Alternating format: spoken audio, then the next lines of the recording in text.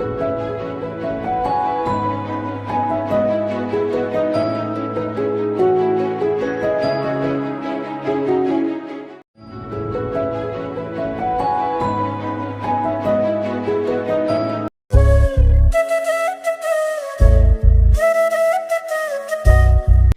Guys, welcome back to my YouTube channel. So ಎಲ್ಲರೂ ಹೇಗಿದ್ದೀರಾ? Hope ಎಲ್ಲರೂ ಚೆನ್ನಾಗಿದ್ದೀರಾ ಅಂತ ಅಂದ್ಕೊಂಡಿದ್ದೀನಿ.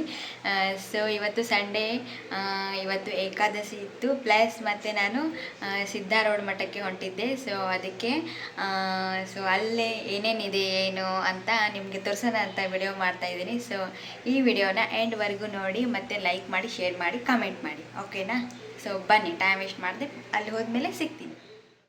ನಾನಂತೂ ಈ ತರ ಟ್ರೆಡಿಷನಲ್ ಲುಕ್ ಆಗ್ಲಿ ಅಥವಾ ದೇವಸ್ಥಾನಕ್ಕೆ ಏನಾದ್ರೂ ಹೊರಟಿದ್ರೆ, ಮತ್ತೆ ನಾನ್ ಸಾರಿ ಏನಾದ್ರೂ ಹಾಕೊಂಡಿದ್ರೆ, ಈ ತರ ಡ್ರೆಸ್ಸಸ್ ಹಾಕೊಂಡು ಈ ತರ ಇಯರಿಂಗ್ಸ್ ಎಲ್ಲ ಹಾಕೊಂಡಿದ್ರೆ ಹೂ ಅಂತೂ ನಾನು ಮಿಸ್ ಮಾಡೋದೇ ಇಲ್ಲ. ಅದ್ರಲ್ಲೂ ನಾನು ಟೆಂಪಲ್ಗೆ ಏನಾದ್ರೂ ಹೊರಟಿದ್ರೆ ಹೂ ಅಂತೂ ಮಿಸ್ ಮಾಡೋದೇ ಇಲ್ಲ. ನಂಗೆ ಮಲ್ಲಿಗೆ ಹೂ ಅಂದ್ರೆ ತುಂಬಾನೇ ಇಷ್ಟ ಆಗುತ್ತೆ.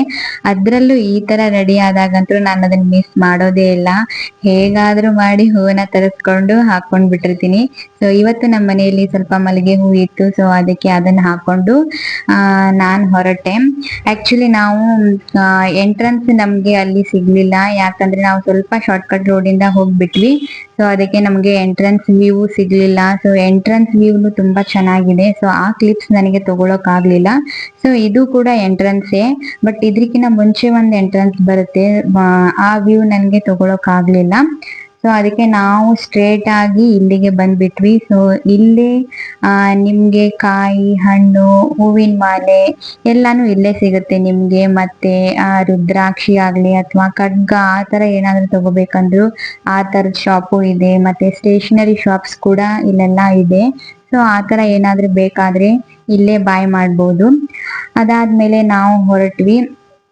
ಒಳಗಡೆ ಹೋದ ತಕ್ಷಣನೇ ಚಿಕ್ಕ ಮಕ್ಕಳಿಗೆ ಬೇಜಾರಾಗಬಾರ್ದು ಅಂತ ಸೊ ಅಲ್ಲಿ ಈ ತರ ಎಂಟರ್ಟೈನ್ಮೆಂಟ್ಗೋಸ್ಕರ ಈ ತರ ಎಲ್ಲ ಇಟ್ಟಿದ್ದಾರೆ. ಸೊ ಚಿಕ್ಕ ಮಕ್ಕಳಿಗೆ ಏನಾದ್ರು ಕರ್ಕೊಂಡು ಹೋದ್ರೆ ಇದ್ರಲ್ಲಿ ಒಂದ್ಸಲ ಟ್ರೈ ಮಾಡಿಸಿ.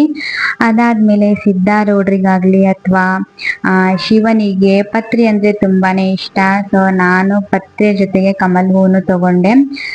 ಕಮಲ್ ಹೂಗೆ ಅವರು 30 rupees ಅಂತ ಹೇಳಿದ್ರು. ಪತ್ರಿ ಮೇ ಬಿ 10 rupees ಇರ್ಬೇಕು, ಅಷ್ಟು ನನ್ಗೆ ನೆನಪಿಲ್ಲ. ಪತ್ರಿದು, ಕಮಲ್ ಹೂದು ನೆನಪಿದೆ, 30 rupees ಹೇಳಿದ್ರು ಅವರು. ಸೊ ಅದನ್ನ ತಗೊಂಡು ನಾನು ಹೊರಟಿದ್ದೆ ಕೈಲಾಸ ಮಂಟಪಕ್ಕೆ. ಸೊ ಈ ಕೈಲಾಸ ಮಂಟಪ ಅಂತೂ ಎಷ್ಟು ಚೆನ್ನಾಗಿದೆ ಅಂದ್ರೆ ಒಳಗಡೆ ಹೋದ್ಮೇಲೆ ಎಷ್ಟು ವ್ಯೂ ಎಷ್ಟು ತುಂಬಾ ಚೆನ್ನಾಗಿ ಕಾಣಿಸುತ್ತೆ ಅಂದ್ರೆ ಅಲ್ಲಿ ಹೋಗ್ಬಿಟ್ಟು ಸ್ವಲ್ಪ ನೆಮ್ಮದಿಯಿಂದ ಕುತ್ಕೊಂಡ್ರೆ ಸಾಕು ಅನ್ಸುತ್ತೆ. ಸೊ ಅಲ್ಲಿ ಹೋಗಿ ಕುಂತ್ಮೇಲೆ ನಮ್ಗಿರೋ ಟೆನ್ಷನ್ ಆಗ್ಲಿ, ಸ್ಟ್ರೆಸ್ ಆಗ್ಲಿ ಎಲ್ಲಾನು ಹೋಗ್ಬಿಡುತ್ತೆ. ಸೊ ನಾನು ಹೋಗ್ಬಿಟ್ಟು ಅಲ್ಲಿ ಫಸ್ಟ್ ಸಿದ್ಧಾರೂಢರ ಪಾದಕ್ಕೆ ನಾನು ನಮಸ್ಕರಿಸಿ ಅದಾದ್ಮೇಲೆ ಸ್ವಲ್ಪ ಹೊತ್ತು ಅಲ್ಲಿ ಕುತ್ಕೊಂಡ್ಮೇಲೆ ಸ್ವಲ್ಪ ನನಗೆ ನೆಮ್ಮದಿ ಅನ್ನಿಸ್ತು.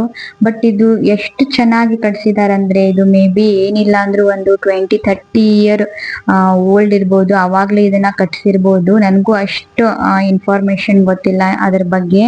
ಬಟ್ ಆದ್ರೂ ನೋಡಿ ಎಷ್ಟು ಚೆನ್ನಾಗಿ ಕಟ್ಸಿದ್ದಾರೆ ಅಂದ್ರೆ ಅದು ತುಂಬಾ ಚೆನ್ನಾಗಿ ನೋಡೋಕ್ ಸಿಗುತ್ತೆ. ಆ ಕಂಬಗಳು ಆಗ್ಲಿ ಅಥವಾ ಅಲ್ಲಿ ಮೇಲೆ ಅದು ಅವ್ರು ಏನೇನೋ ಮಾಡಿದ್ರು ಅದನ್ನೆಲ್ಲ ಏನೋ ಬರ್ದಿದಾರಂತೆ. ಸೊ ಅದು ವ್ಯೂ ಮಾತ್ರ ತುಂಬಾನೇ ಚೆನ್ನಾಗಿದೆ.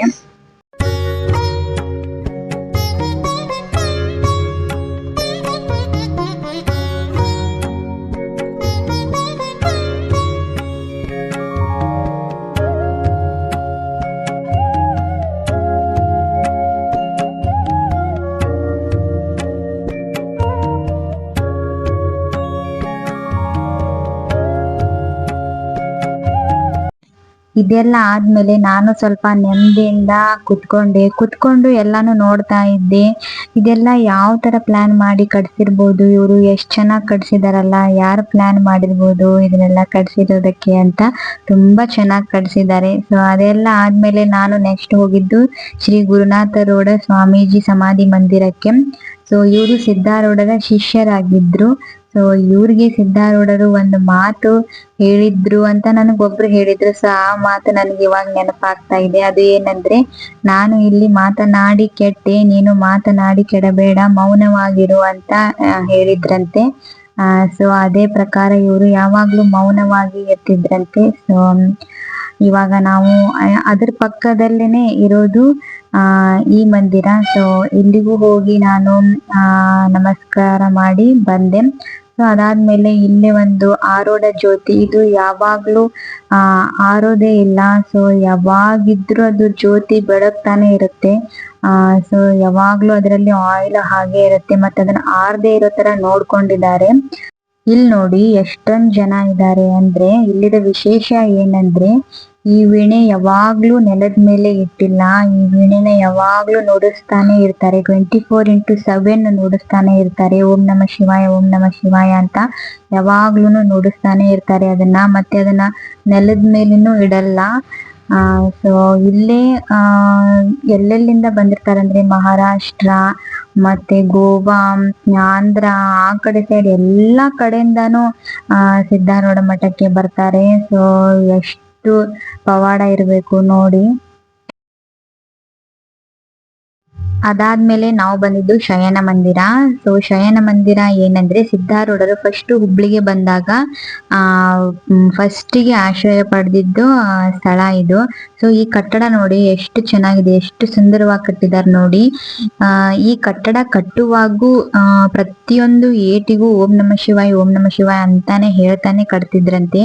ಸೊ ಅಂದ್ರೆ ನೀವು ನೋಡಿ, ಒಂದೊಂದು ಏಟಿಗೂ ಓಂ ನಮ ಶಿವಾಯ ಅಂತ ಹೇಳಿ ಕಟ್ಟಿದ್ದಾರೆ ಅಂದ್ರೆ ಒಂದೊಂದು ಕಲ್ಲು ಕೂಡ ಎಷ್ಟು ಬಾರಿ ಶಿವನ ಮಂತ್ರನ ಕೇಳಿಬಿಟ್ಟು ಆಮೇಲೆ ಈ ಕಟ್ಟಡವಾಗಿ ನಿಂತಿದೆ ಅಂತ ನೀವು ಯೋಚನೆ ಮಾಡ್ಬೋದು. ಸೊ ಎಷ್ಟು ಚೆನ್ನಾಗಿದೆ ನೋಡಿ, ಎಷ್ಟು ಸುಂದರವಾಗಿ ಕಟ್ಟಿದ್ದಾರೆ. ಸೊ ನಾವು ಅದನ್ನು ನಮಸ್ಕಾರ ಮಾಡಿಕೊಂಡು ಅದಾದ್ಮೇಲೆ ನಾವು ಅಲ್ಲೇ ಪಕ್ಕದಲ್ಲೇ ಈ ತೇರುಗಳು ಇದ್ವು. ಸೊ ಅದನ್ನು ನೋಡ್ಕೊಂಡು ನೆಕ್ಸ್ಟ್ ನಾವು ಹೋಗಿದ್ದೆ ಪ್ರಸಾದ ನಿಲಯ. ಸೊ ಅಲ್ಲಿ ಹೋಗ್ಬಿಟ್ಟು ನಾವು ಪ್ರಸಾದನ ತಿನ್ಕೊಂಡು ಹೋದ್ವಿ.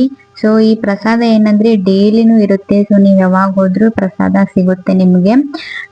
ಸೊ ಪ್ರಸಾದಕ್ಕೆ ಶಿರಾ ಮತ್ತೆ ಪಲ್ಯ ಮತ್ತೆ ರೈಸ್, ಸಾಂಬಾರು ಮಾಡಿದ್ರು. ಸೊ ಸಾಂಬಾರ್ ತುಂಬಾ ಚೆನ್ನಾಗಾಗಿತ್ತು, ನನ್ಗಂತೂ ತುಂಬಾನೇ ಇಷ್ಟ ಆಯ್ತು ಸಾಂಬಾರು. ಸೊ ಅದನ್ನೆಲ್ಲ ತಿನ್ಕೊಂಡು ನಾವು ನೆಕ್ಸ್ಟ್ ಎಲ್ಲಿ ಹೋದ್ವಿ ಅಂತ ವೇಟ್ ಮಾಡಿ ಹೇಳ್ತೀನಿ.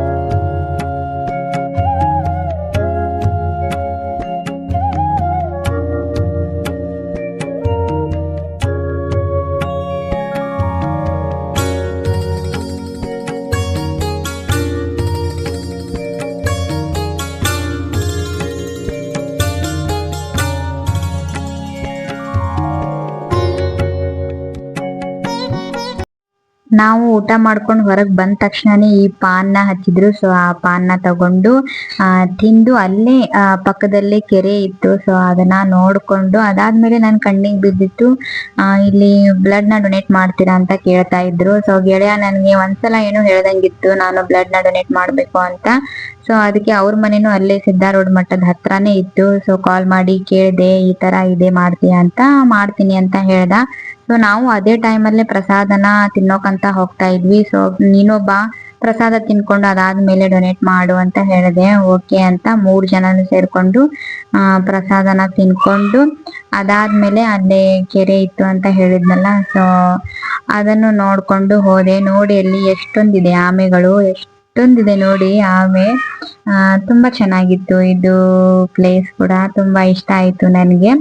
ಸೊ ಅದಾದ್ಮೇಲೆ ನಮ್ಮ ಅಮ್ಮನ ಮಗಗೆ ಅದು ಕುರಿ ದಾರ ಅಂತ ಬರುತ್ತೆ, ಕಂಬಳಿ ದಾರ ಏನೋ ಕರೀತಾರೆ. ಅದು ಅಂದ್ರೆ ದೃಷ್ಟಿ ಆಗ್ಬಾರ್ದು ಸಣ್ಣ ಮಕ್ಕಳಿಗೆ ಅಂತ ಹಾಕ್ತಾರಲ್ಲ. ಸೊ ಅದನ್ನ ತಗೋಬೇಕಿತ್ತು ಅಂತ ಹೇಳಿದ್ರು ನಮ್ಮ ಮಮ್ಮಿ. ಸೊ ಅದಕ್ಕೆ ನಾನು ಅದನ್ನ ತಗೊಳ್ಳೋಣ ಅಂತ ಮತ್ತೆ ಸ್ವಲ್ಪ ಹೊರಗಡೆ ಬಂದಿದ್ದೆ. ಹೊರಗಡೆ ಬಂದು ಅದನ್ನ ತಗೊಂಡೆ.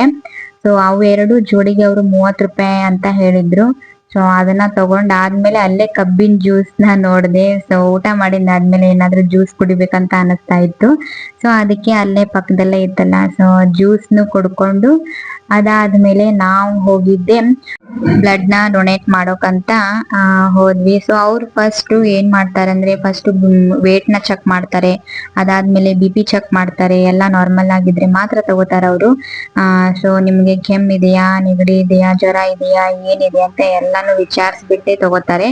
ಸೊ ಆತರ ನಿಮ್ಗೂ ಏನಾದ್ರೂ ಬ್ಲಡ್ ಡೊನೇಟ್ ಮಾಡ್ಬೇಕಂತ ಇದ್ರೆ ಇಲ್ಲಿ ಸಿದ್ಧಾ ರೋಡ್ ಮಠಕ್ಕೆ ಏನಾದ್ರೂ ಹೋದ್ರೆ ಅಲ್ಲಿ ಇರ್ತಾರ ಅವರು. ಫಸ್ಟ್ ನಿಮ್ ಕಡೆ ಫಾರ್ಮ್ ನ ಫಿಲ್ ಮಾಡಿಸ್ಕೊತಾರೆ. ಫಾರ್ಮ್ ಫಿಲ್ ಮಾಡಿಸ್ಕೊಂಡಾದ್ಮೇಲೆ ನಿಮ್ಗೆ ಎಲ್ಲಾ ತರ ಚೆಕಪ್ ಮಾಡ್ಬಿಟ್ಟು ಅದಾದ್ಮೇಲೆನೆ ಅವರು ಬ್ಲಡ್ ನ ತಗೊಳ್ಳೋದು. ಸೊ ಸ್ವಲ್ಪ ಇನ್ಸ್ಟ್ರಕ್ಷನ್ಸ್ನು ಬರ್ದಿದ್ರು ಅವರು.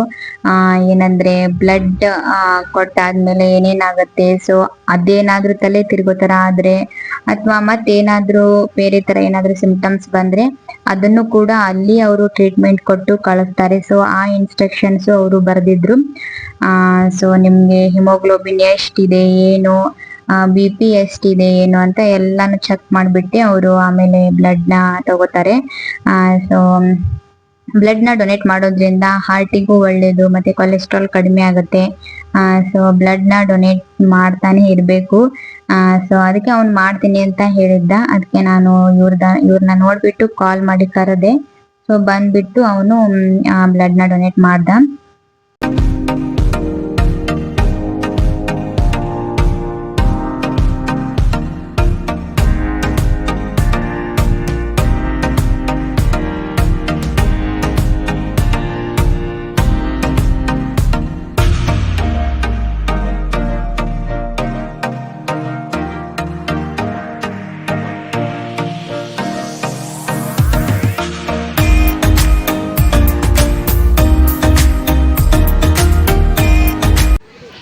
ಹೆಂಗೆ ಅನ್ನಿಸ್ತ್ರಿ?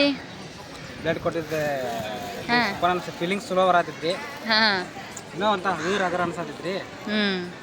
ಸೂಪರ್ ಬ್ಲಡ್ ಎಲ್ಲಾರು ಕೊಡ್ರಿ, ವೇಟ್ ಲಾಸ್ ಆಕೈತಿ ಅದರಿಂದ. ಮತ್ತು ಕೊಲೆಸ್ಟ್ರಾಲ್ ಕಮ್ಮಿ ಆಕೈತಿ. ಮತ್ತು ಹೆಚ್ಚಿನ ಪಾಯಿಂಟ್ಸ್ ನಿಮ್ಗೆ ಹೇಳ್ತೀವಿ ನೆಕ್ಸ್ಟ್ ವಿಡಿಯೋದಾಗ. ಎಲ್ಲರೂ ಬ್ಲಡ್ ಕೊಡ್ರಿ, ಬ್ಲಡ್ ಕೊಟ್ಕೊಡಿ. ಅದು ಪುಟಿ ಕೊಟ್ಟರೆ ಕುಡಿದು ಬಂದೆ. ಒಟ್ಟು ನಮ್ಮ ಗೆಳೆಯ ಅವರು ಸೂಪರ್ ಬ್ಲಡ್ ಅಂತರೂ ಕೊಟ್ಟರು. ಓಕೆ, ನಾವು ಬ್ಲಡ್ ಕೊಡೋದು ಇಲ್ಲಿ ಮಠದಿಂದ ಬಂದು ಕೊಡೋದು.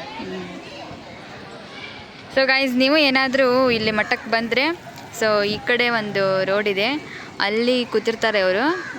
ಏನಾದರೂ ಬ್ಲಡ್ ಕೊಡಬೇಕಂತ ಏನಾದರೂ ಇದ್ದರೆ ಸೊ ಅಲ್ಲಿ ಅದರಲ್ಲಿ ತಗೋತಾರೆ ಅವರು ಬ್ಲಡ್ನ. ಫಸ್ಟು ಅಲ್ಲೇ ಫಾರ್ಮ್ನ ಫಿಲ್ ಮಾಡಬೇಕು. ಫಿಲ್ ಮಾಡ್ಕೊಂಡು ಬಂದು ಆಮೇಲೆ ಇಲ್ಲಿ ಬಂದು ಇಲ್ಲಿ ಬಂದು ಬ್ಲಡ್ನ ಕೊಡಬೇಕದು. ಸೊ ನೋಡಿ, ಸರ್ಟಿಫಿಕೇಟ್ ಕೊಟ್ಟಿದ್ದಾರೆ. ಎದ್ರದ್ದಂದರೆ ಬ್ಲಡ್ ಡೊನೇಟ್ ಮಾಡಿದ್ದು ವೀರೇಶ್ ಕೊಟ್ಟಗುಂಶಿ ಮಠ್ ಇದೊಂದು ಕೊಟ್ಟಿದ್ದಾರೆ, ಮತ್ತು ಇದೊಂದು. ಸೊ ಏನಿಲ್ಲ, ಎಲ್ಲರೂ ಬ್ಲಡ್ನ ಡೊನೇಟ್ ಮಾಡಿ. ಮತ್ತು ನೀವು ಮಠಕ್ಕೆ ಬಂದರೆ ಆ ಜಾಗದಲ್ಲಿ ಅದನ್ನು ಫಾರ್ಮ್ ಫಿಲ್ ಮಾಡಿಕೊಂಡು ಇಲ್ಲೇ ಬಂದು ಬ್ಲಡ್ನ ಕೊಡಬೇಕಾಗತ್ತೆ. ಸೊ ಇಲ್ಲೇನಾದರೂ ಬಂದರೆ ನೀವು ಬ್ಲಡ್ನ ಡೊನೇಟ್ ಮಾಡಿ. ಸೊ ಬ್ಲಡ್ ಡೊನೇಟ್ ಮಾಡೋದ್ರಿಂದ ಹಾರ್ಟಿಗೆ ಒಳ್ಳೆಯದು, ಮತ್ತು ಕೊಲೆಸ್ಟ್ರಾಲು ಕಡಿಮೆ ಆಗುತ್ತೆ. ಸೊ ಇವಾಗಂತೂ ನೋಡ್ತಿರಲ್ಲ, ತುಂಬ ಹಾರ್ಟ್ ಅಟ್ಯಾಕ್ಸ್ ಆಗ್ತಾಯಿದೆ. ಸೊ ನಮಗೂ ಅದು ಸ್ವಲ್ಪ ಭಯನೇ ಇದೆ. ಸೊ ವರ್ಷಕ್ಕೊಂದ್ಸಲ ಎಕೋ ಮತ್ತು ECG ಮಾಡಿಸ್ಬೇಕು. ನಾನು ಮಾಡಿಸ್ಬೇಕು ಅಂತ ಅಂದ್ಕೊಂಡಿದ್ದೀನಿ. ಸೊ ಅದನ್ನು ನೆಕ್ಸ್ಟ್ ವಿಡಿಯೋದಲ್ಲಿ ಹೇಳ್ತೀನಿ, ಏನು ಮಾಡಿಸ್ತೀನಿ ಏನು ಯಾವ ಥರ ಏನೇನಂತ ನೆಕ್ಸ್ಟ್ ವಿಡಿಯೋದಲ್ಲಿ ಹೇಳ್ತೀನಿ. ಸೊ ಇವಾಗ ಗೆಳೆಯ ಅವರು ಇಲ್ಲೇ, ನಾವು ಆಲ್ರೆಡಿ ಮಠಕ್ಕೆ ಬಂದಿದ್ವಿ, ಅವರು ಇಲ್ಲಿ ಬ್ಲಡ್ ಡೊನೇಟ್ ಇದೆ ಕೊಡಬೇಕಂತ ಹೇಳ್ತಾ ಇದ್ದ. ಸೊ ಅದಕ್ಕೆ ಇಲ್ಲಿ ಇದೆ ನೋಡು ಅಂತ ಹೇಳಿ ಅವ್ರ ಮನೆ ಇಲ್ಲೇ ಇದೆ ನಿಯರು. ಸೊ ಅದಕ್ಕೆ ಕರೆಸಿದೆ, ಬಂದು ಬ್ಲಡ್ ಡೊನೇಟ್ ಕೊಟ್ಟು ಇವಾಗ ಮನೆಗೆ ಹೋಗಬೇಕು. ಸೊ ಈ ವಿಡಿಯೋ ನಿಮಗೆ ಇಷ್ಟ ಆಗಿದೆ ಅಂತ ಅಂದ್ಕೊಂಡಿದ್ದೀನಿ. ಈ ವಿಡಿಯೋ ಇಷ್ಟ ಆದರೆ ಲೈಕ್ ಮಾಡಿ, ಶೇರ್ ಮಾಡಿ, ಕಮೆಂಟ್ ಮಾಡಿ, ಮತ್ತು ಸಬ್ಸ್ಕ್ರೈಬ್ ಮಾಡಿ ನಮ್ಮ ಚಾನಲ್ನ. ಸೊ ಓಕೆ, ಮತ್ತೆ ನೆಕ್ಸ್ಟ್ ವಿಡಿಯೋದಲ್ಲಿ ಸಿಗ್ತೀನಿ. ಅಲ್ಲಿವರೆಗೂ ಟೇಕ್ ಕೇರ್, ಬಾಯ್.